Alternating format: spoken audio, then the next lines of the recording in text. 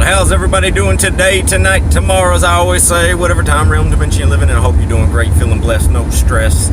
Alright, y'all, let's do this. A little quick one, a quick update here I wanted to get out.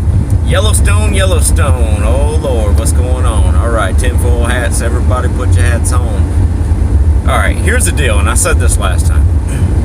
We're talking about something that has happened many times.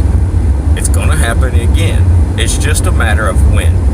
We're 40,000 years overdue for an eruption.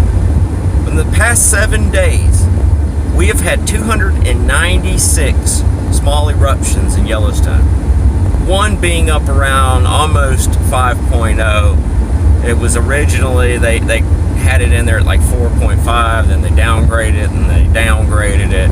They're notorious of doing this. They always take these earthquakes and they downgrade them to, kind of take the eye off of things.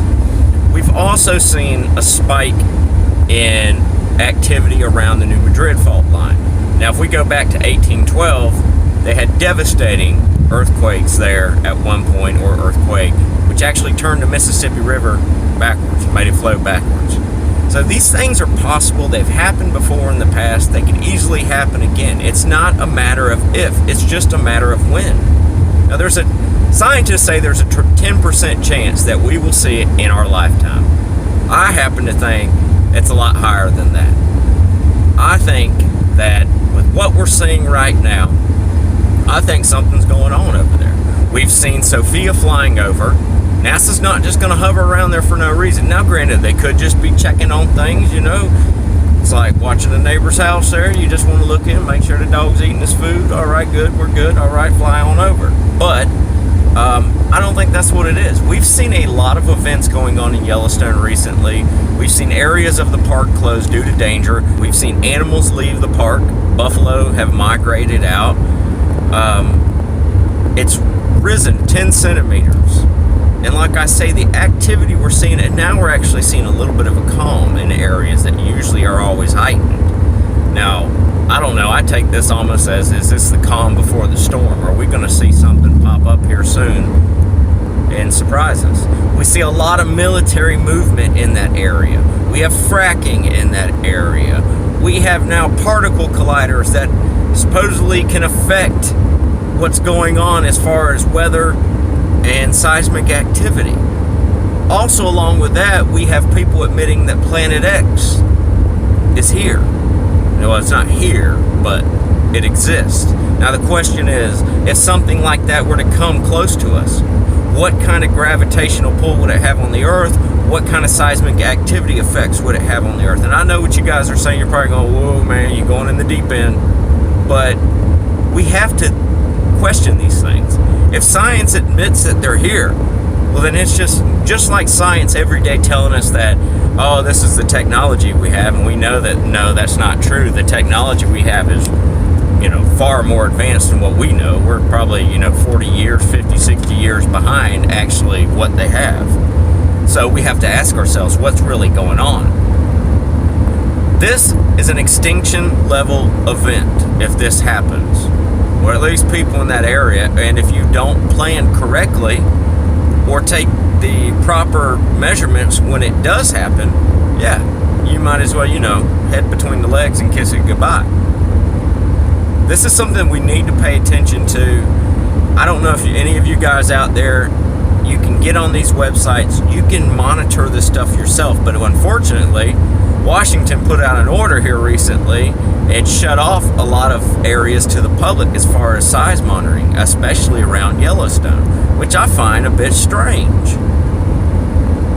I went on there the other day, tried to look some things up, and there were no current updates. They basically, site was down. I could look up all other parts of the world, but Yellowstone would not allow me to get on and look at it. So all these things added up. I think this is just something we need to definitely make sure we're paying attention to. This is a good practice for you to get a bug out bag and go ahead, guys. I know I've talked about making a video, and I will eventually here on bug out bags, but it's a lot easier than you think. You can easily walk around your house with an old backpack and start to load things in. Use your common sense, and you can load some stuff up in a bag and have it ready. Things that you know you're gonna need. Yeah, a knife, if you got a foldable shovel. Basically, if you have camping gear, go in your camping gear. Hit your camping gear up. Go ahead, throw some stuff in the bag. Or have your camping gear in an accessible area to where you could grab it and hightail. I'm not saying get ready for the end, but I always say we never know what tomorrow brings or takes away. We could wake up tomorrow and old Michio Kaku, Mr. I don't know, I think he works for the elites, but even he has said this is something that could rip the guts out of America any day, that we're way overdue for it happening. And people do need to be aware of it.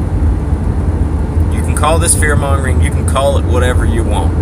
As long as I bring awareness to this, and it does happen tomorrow, you can call me whatever you want, as long as it put it in your mind and maybe got you ready for it. That's all that matters to me. I don't care what you call me in life. You can call me whatever, crazy, fear-mongering, whatever. But if it puts it in your head, to where in the back there, even though you're probably going, this guy's crazy, but then you're thinking, well, what if? Then I did my job here.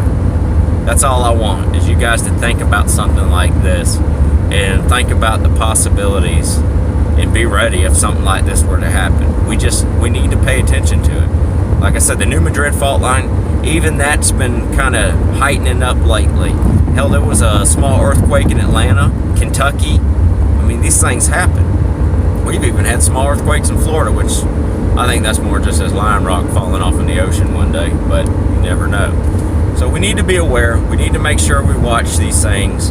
You know, if something like that were to go off, I feel like this whole ring of fire, it's just going to start that domino effect, and we're going to see things pop off everywhere. I wouldn't be surprised if that thing cranks off, if we don't see the New Madrid fault line have a big earthquake. It wouldn't shock me one bit. So keep all these things in mind, people. These aren't things to where these are these, put the pieces together and maybe. No, it's just a matter of when, and that's all there is to it. And we need to be aware of that. 296 small earthquakes in 7 days. That's something to kind of pay attention to, being the fact they were right there in that area. Keep your eyes open, people. You never know. Alright, y'all, if I hear anything else, anything new, I'll be updating and letting you guys know. I'm going to be watching this. 1 trillion tons of molten carbonate. Size of Mexico. Remember that. That's a big old firecracker going on. Alright, y'all. As always, y'all stay blessed. Y'all stay incredible. Always keep prepared. See ya.